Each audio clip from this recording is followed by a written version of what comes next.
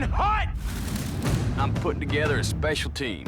We're gonna be doing one thing and one thing only. Killing Nazis. Sound good? Yes, sir! Well, the Bastards are a team that have been selected by Aldo and Donnie, who were together, fighting together in Sicily before this. And Aldo has these different missions that he leads them on, and Donnie is his right-hand man. So they have selected these guys that they see as the best candidates to go on this mission undercover. The movie starts with the line, "Once upon a time in Nazi-occupied France." So I think the tone of the film is very clear from the beginning.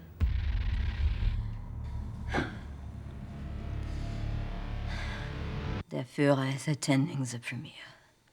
You have Brad Pitt, who some people may have heard of, as Aldo Rain, this Tennessee hillbilly, who goes out of his way to recruit a bunch of Jews to fight the Nazis. He figures that they are fighting a holy war, and they're going to be his most motivated soldiers. And I assume you know who we are.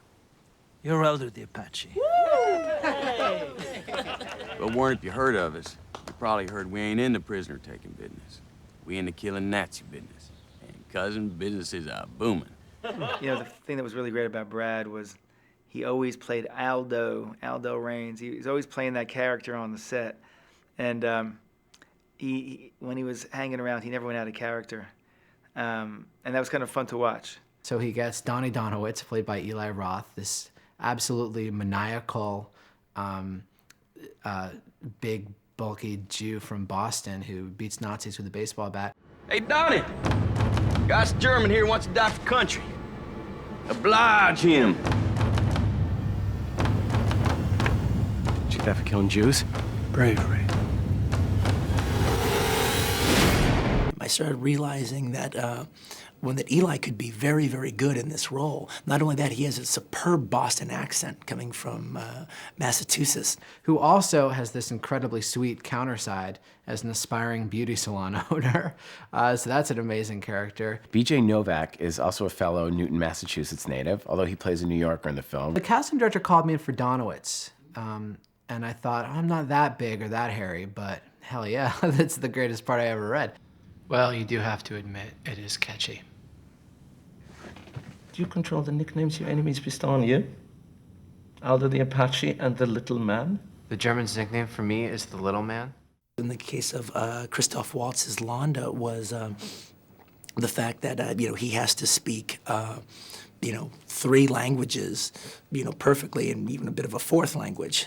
Quentin had a policy where no one would rehearse with Christoph until the day of shooting so that we would have that air of mystery and fear around the Jew. Consequently, a German soldier conducts a search of a house suspected of hiding Jews. Where does the hawk look? He looks in the barn, he looks in the attic, he looks in a cellar, he looks everywhere he would hide. But there's so many places it would never occur to a hawk to hide. I literally had to have somebody who could, basically get the poetry out of the lines, get the rhythm out of the lines, and also get my jokes. And when Christoph Waltz came in, that's when I realized, okay, I got my Londa. I think Quentin is an artist. He's not, just a film director. He's a film director, but on top of it, he's all these other things. Just reading the script, you really felt like Quentin had reached a new level of writing, and watching him shoot, you feel like he's yet reached another level of directing. He's so enthusiastic. He knows everything, every little nuance about the character he's written. Tarantino is made up of being a film fan and a film master. And the oscillation between those two states is his hum, his 60-cycle hum that he has all the time. You see it in his life, and you see it in his movies, and it's thrilling to watch. It's a great feeling to be on a set that's so enthusiastic about film. And that's down to Quentin, his enthusiasm is second to none. He's so true to the world that he creates. He can't fake it. I mean, the world might be a fantasy, but within that fantasy, everything's got to be real. And that's what's so kind of interesting about the way he writes and the way he directs, is that it's kind of I don't know hyper real, but there's a realism within the fantasy of the world that he creates. So I could say one thing, this ain't your daddy's World War II movie.